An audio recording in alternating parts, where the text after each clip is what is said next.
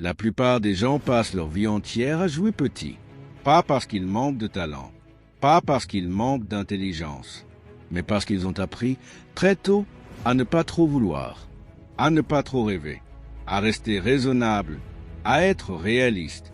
Et le réalisme, tel qu'on te l'a enseigné, est le mensonge le plus destructeur de notre époque. Parce que ce qu'on appelle être réaliste, c'est presque toujours se conformer aux limites de ce que les gens autour de toi ont déjà accompli. C'est calibrer tes ambitions sur la moyenne de ton environnement. C'est décider à l'avance que ce qui n'a pas encore été fait par toi ne peut pas être fait par toi. Mais voilà ce que personne ne te dit. Les gens qui ont changé le monde, les gens qui ont bâti des empires, les gens qui vivent des vies extraordinaires, n'étaient pas plus intelligents que toi. Ils n'avaient pas plus de temps que toi. Ils n'avaient pas moins de peur que toi. La seule différence, c'est qu'ils ont refusé de laisser leur environnement définir le plafond de leurs ambitions. Ils ont vu plus grand et ils ont agi plus vite.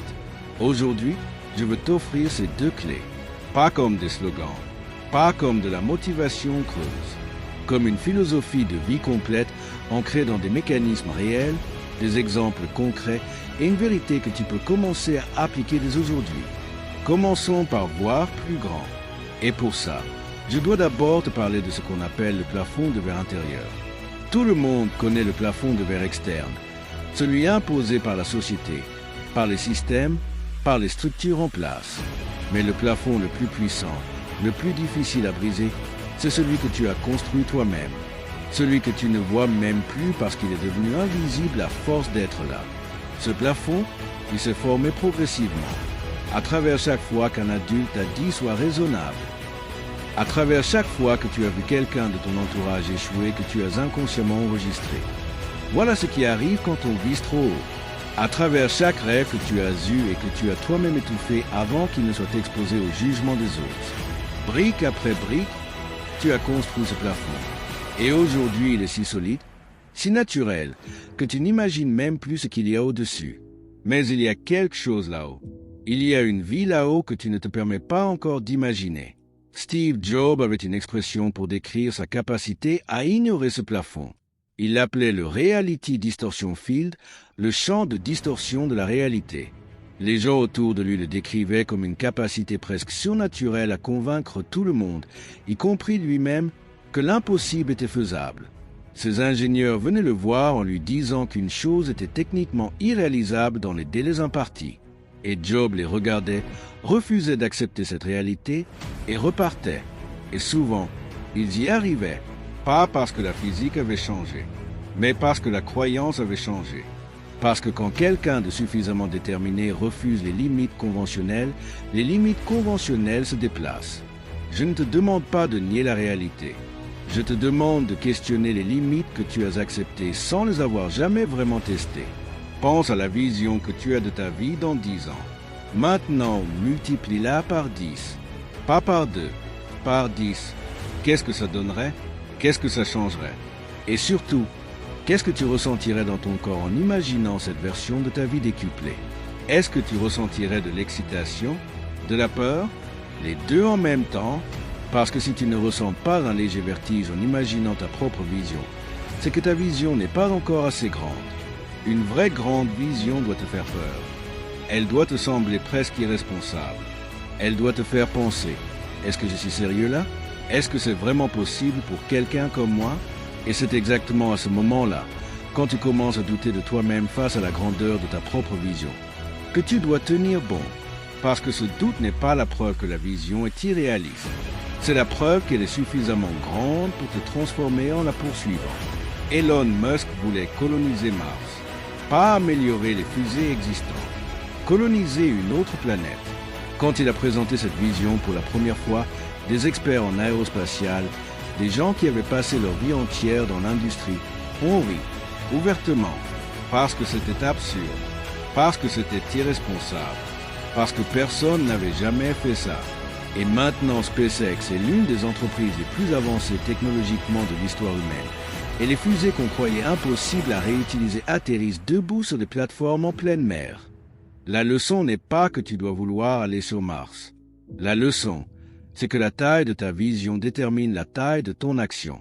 Si tu vises 10, tu n'atteindras peut-être que 7 ou 8. Mais si tu vises 100, même si tu n'atteins que 40 ou 50, tu seras dans un endroit que tu n'aurais jamais atteint en visant 10. La vision n'est pas juste un rêve. La vision est un mécanisme de navigation. Elle indique à ton cerveau, à ton énergie, à tes ressources, dans quelle direction aller. Et plus la vision est grande, plus la direction est claire, plus les décisions quotidiennes deviennent simples. Parce que chaque décision peut maintenant être évaluée à l'aune d'une seule question. Est-ce que ça me rapproche de qui je veux devenir ou est-ce que ça m'en éloigne? Maintenant, la deuxième clé, agir plus vite. Et là, je dois te parler d'un ennemi silencieux que tu connais bien, que tu reconnais chez les autres mais que tu t'autorises encore trop souvent chez toi. Cet ennemi s'appelle l'analyse paralysante. L'analyse paralysante, c'est le moment où ta capacité à réfléchir se retourne contre toi. C'est quand tu analyses tellement une situation, tellement une décision, tellement un risque potentiel, que tu n'agis plus du tout. Tu explores toutes les issues possibles, tous les scénarios catastrophes, toutes les façons dont les choses pourraient mal tourner. Et pendant que tu analyses, la vie continue. Les opportunités passent. Le temps s'écoule.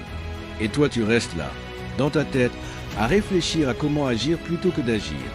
Il y a une règle militaire américaine que les Navy SEALs utilisent parmi les soldats les mieux entraînés au monde dans les situations les plus critiques imaginables. Cette règle s'appelle la règle des 40%. Elle dit ceci: quand ton cerveau te dit que tu as atteint ta limite, que tu n'en peux plus, que tu ne peux pas continuer, tu n'es en réalité qu'à 40% de ta capacité réelle. Et dans le domaine de la décision, le principe est similaire. Quand tu penses avoir besoin de plus d'informations pour agir, quand tu penses ne pas être encore assez prêt, tu es souvent déjà à 80 ou 90% de ce dont tu as besoin. Les 10 à 20% qui manquent ne s'obtiennent pas dans la réflexion supplémentaire. Ils s'obtiennent dans l'action elle-même. Reid Hoffman, le fondateur de LinkedIn, a dit quelque chose que j'adore profondément. Si tu n'as pas honte de la première version de ton produit, c'est que tu l'as lancé trop tard. C'est une pensée révolutionnaire quand tu la laisses vraiment rentrer. Il dit que la perfection est l'ennemi du lancement, que le but n'est pas de lancer quelque chose de parfait. Le but est de lancer, d'obtenir du feedback réel, du marché réel, des vrais utilisateurs et d'améliorer en temps réel. Cette philosophie ne s'applique pas qu'aux startups. Elle s'applique à ta carrière. Elle s'applique à tes relations. Elle s'applique à ta santé. Elle s'applique à chaque domaine de ta vie où tu attends le moment parfait pour commencer. Il n'y a pas de moment parfait. Il n'y aura jamais de moment parfait. Le moment parfait est une illusion que ton cerveau génère pour te protéger du risque. Et en te protégeant du risque, il te protège aussi de la croissance, de la réussite, de la transformation. Pense à la dernière grande décision que tu as reportée. Combien de temps as-tu passé à l'analyser? Semaines? Mois? Et qu'est-ce que cette analyse supplémentaire t'a vraiment apporté comme information nouvelle qui justifiait ce délai? Dans la plupart des cas, la réponse est pas grand-chose. Parce que passé un certain point, l'analyse ne te donne plus de nouvelles informations. Elle te donne juste de nouvelles façons de formuler les mêmes peurs. La vitesse d'action est un avantage compétitif massif dans le monde dans lequel tu vis.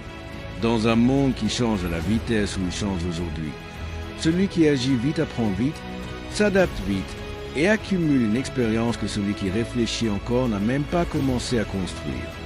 Jeff Bezos parle de prendre des décisions avec 70% des informations qu'on aimerait idéalement avoir. Parce qu'attendre 90% coûte trop cher en temps. Et le temps, dans un marché en mouvement constant, est souvent plus précieux que la certitude. Mais attention, agir plus vite ne veut pas dire agir sans réflexion, ne veut pas dire agir impulsivement. Il y a une différence fondamentale entre la vitesse d'exécution et la précipitation. La vitesse d'exécution, c'est décider vite une fois que tu as réfléchi suffisamment. La précipitation, c'est agir sans avoir réfléchi du tout. Ce que je te propose, c'est la première. C'est de réduire le temps entre la réflexion suffisante et l'action, pas d'éliminer la réflexion. Voici comment les gens les plus efficaces que j'ai observés combinent voir grand et agir vite. Ils ont une vision massive à long terme, quelque chose qui les dépasse, quelque chose qui leur semble presque irresponsable. Et en même temps, ils se concentrent avec une intensité totale sur la prochaine action concrète, immédiate, que cette vision exige d'eux aujourd'hui. Pas dans un mois, pas la semaine prochaine. Aujourd'hui, cette combinaison est explosive. La vision grande te donne la direction et le carburant émotionnel. L'action immédiate te donne le momentum. Et le momentum, c'est peut-être la force la plus sous-estimée en développement personnel et en entrepreneuriat. Newton avait raison au-delà de la physique. Un corps en mouvement tend à rester en mouvement, et un corps au repos tend à rester au repos. Chaque action que tu prends aujourd'hui rend l'action de demain plus facile. Chaque inaction d'aujourd'hui rend l'inaction de demain plus probable. C'est mécanique, c'est neurologique. Les connexions neuronales se renforcent par la répétition. Chaque fois que tu agis malgré la peur, tu renforces le chemin neuronal de l'action courageuse. Chaque fois que tu évites, tu renforces le chemin neuronal de l'évitement. Tu te construis littéralement, neurone par neurone, à travers chacun de tes choix. Alors maintenant, très concrètement, voir plus grand, ça commence par une pratique. Prends une feuille de papier, écris ta vision actuelle de ta vie dans 5 ans. Maintenant, relis-la et demande-toi honnêtement, est-ce que cette vision m'excite vraiment? Est-ce qu'elle me fait ressentir quelque chose de fort? Ou est-ce qu'elle est raisonnable, confortable et fondamentalement peu inspirante? Si elle ne te fait pas peur un peu, recommence. Décuple. Ose écrire la version que tu n'oses pas montrer aux autres. Celle qui te semble presque ridicule. Celle pour laquelle tu as peur d'être jugé. Parce que c'est souvent cette version-là, la version censurée, la version que tu gardes pour toi par peur du jugement, qui est la vraie, celle qui correspond à ce que tu veux vraiment au fond. Et pour agir plus vite, voilà une règle simple que tu peux appliquer dès aujourd'hui. C'est la règle des 5 secondes de Mel Robbins. Quand tu sais que tu dois faire quelque chose, que tu hésites, que tu sens ton cerveau commencer à construire des arguments pour remettre à plus tard, tu comptes à rebours. 5, 4, 3, 2, 1. Et tu agis, sans attendre d'avoir envie, sans attendre de te sentir prêt, sans attendre que la peur disparaisse. Parce que la motivation ne précède pas l'action. C'est l'action qui précède la motivation. Tu n'attends pas d'avoir envie de faire de sport pour aller courir.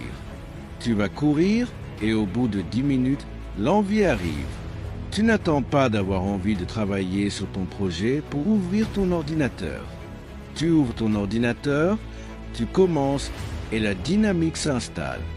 L'élan commence toujours par un premier mouvement.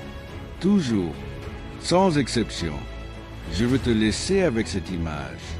Imagine 2 personnes au même point de départ, avec les mêmes ressources, les mêmes contraintes, les mêmes difficultés. La première joue petit, réfléchit longtemps, attend le bon moment, reste dans le raisonnable. La deuxième voit grand, agit vite, échoue parfois, se relève, ajuste, recommence. Dans 5 ans, ces 2 personnes vivront des vies radicalement différentes. Pas parce que l'une avait plus de talent que l'autre, mais parce que l'une a choisi de se conformer à ce qui existait déjà et l'autre a choisi de construire ce qui n'existait pas encore. Cette deuxième personne, c'est ce que tu peux choisir d'être. Pas un jour. Maintenant, vois plus grand que ce que ton environnement t'autorise à voir. Agis plus vite que ce que ta peur te permet d'agir. Et fais confiance à quelque chose que l'expérience de milliers de personnes extraordinaires a confirmé encore et encore. Tu es capable de beaucoup plus que ce que tu imagines. Infiniment plus. La seule question est de savoir si tu vas enfin te donner la permission de le découvrir.